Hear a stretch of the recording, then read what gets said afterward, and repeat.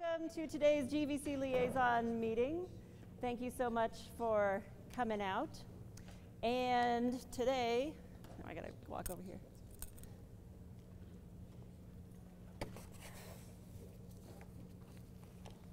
I wasn't aware I was speaking. Oh, now what did I do? Can't get this to work.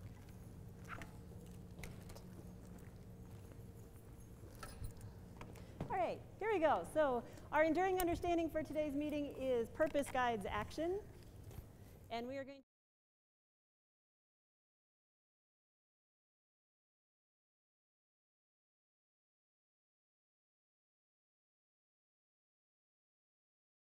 why does it matter?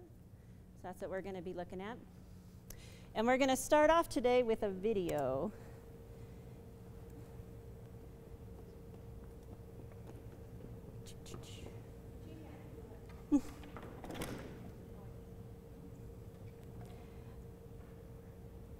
Judy, which one did you have it on? Which browser? It's just right under here. Oh, I can't find it. There we go. Okay. Do you want me to plug it in here? I can. I think it's plugged in here. I don't. Oh, okay. How many secondary are there usually? There should be 30? 30.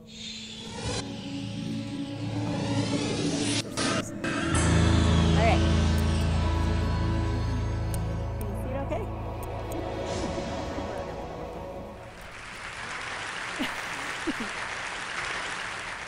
How do you explain when things don't go as we assume? Or better, how do you explain when others are able to achieve things that seem to defy all of the assumptions? For example, why is Apple so innovative? Year after year after year after year, they're more innovative than all their competition. And yet, they're just a computer company. They're just like everyone else. They have the same access to the same talent, the same agencies, the same consultants, the same media. Then why is it that they seem to have something different? Why is it that Martin Luther King led the civil rights movement? He wasn't the only man who suffered in a pre-civil rights America, and he certainly wasn't the only great orator of the day. Why him?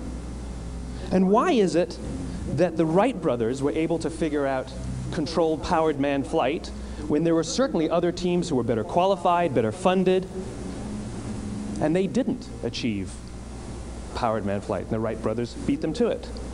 There's something else at play here. About 3.5 years ago, I made a discovery, and this discovery profoundly changed my view on how I thought the world worked, and it even profoundly changed the way in which I operate in it.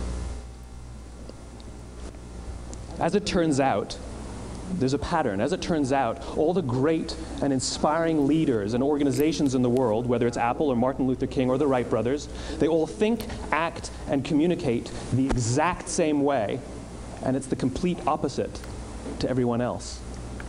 All I did was codify it. And it's probably the world's simplest idea.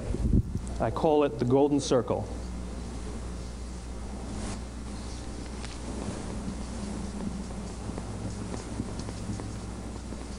Why, how, what? This little idea explains why some organizations and some leaders are able to inspire where others aren't. Let me define the terms really quickly. Every single person, every single organization on the planet knows what they do, 100%.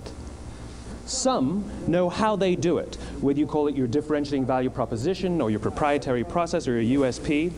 But very, very few people or organizations know why they do what they do. And by why, I don't mean to make a profit. That's a result. It's always a result. By why, I mean what's your purpose? What's your cause? What's your belief? Why does your organization exist? Why do you get out of bed in the morning? And why should anyone care? Well, as a result, the way we think, the way we act, the way we communicate is from the outside in. It's obvious. We go from the clearest thing to the fuzziest thing. But the inspired leaders and the inspired organizations, regardless of their size, regardless of their industry, all think, act, and communicate from the inside out. Let me give you an example. I use Apple because they're easy to understand and everybody gets it. If Apple were like everyone else, a marketing message from them might sound like this. We make great computers. They're beautifully designed, simple to use, and user-friendly. Want to buy one? Meh. And that's how most of us communicate. That's how most marketing is done, that's how most sales is done, and that's how most of us communicate interpersonally. We say what we do, we say how we're different or how we're better, and we expect some sort of behavior, a purchase, a vote, something like that. Here's our new law firm. We have the best lawyers with the biggest clients. We have, we always perform for our clients, do business with us. Here's our new car. It gets great gas mileage. It has, leather seats. Buy our car. But it's uninspiring. Here's how Apple actually communicates. Everything we do, we believe in challenging the status quo. We believe in thinking differently. The way we challenge the status quo is by making our products beautifully designed, simple to use, and user-friendly. We just happen to make great computers. Want to buy one? Totally different, right? You ready to buy a computer from me? All I did was reverse the order of the information. What it proves to us is that people don't buy what you do, people buy why you do it. People don't buy what you do, they buy why you do it. This explains why every single person in this room is perfectly comfortable buying a computer from Apple. But we're also perfectly comfortable buying an MP3 player from Apple, or a phone from Apple, or a DVR from Apple. But as I said before, Apple's just a computer company. There's nothing that distinguishes them structurally from any of their competitors. Their competitors are all equally qualified to make all of these products. In fact, they tried. A few years ago, Gateway came out with flat-screen TVs. They're eminently qualified to make flat-screen TVs. They've been making flat-screen monitors for years. Nobody bought one. And Dell came out with MP3 players and PDAs. And they make great quality products, and they can make perfectly well-designed products, and nobody bought one.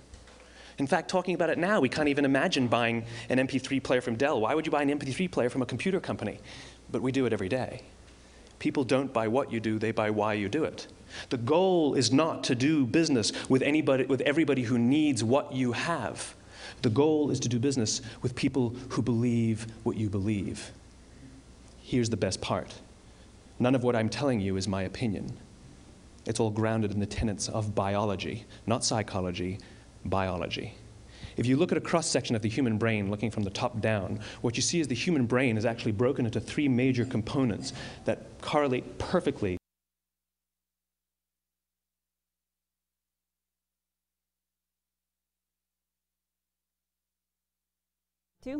What I'd like for you to do is to turn to your neighbor and translate what you just saw, because he was obviously talking from a business sort of a model. How does this apply to education? Okay, so turn and talk with your neighbor. How can you translate what he was talking about to schools? Turn and talk.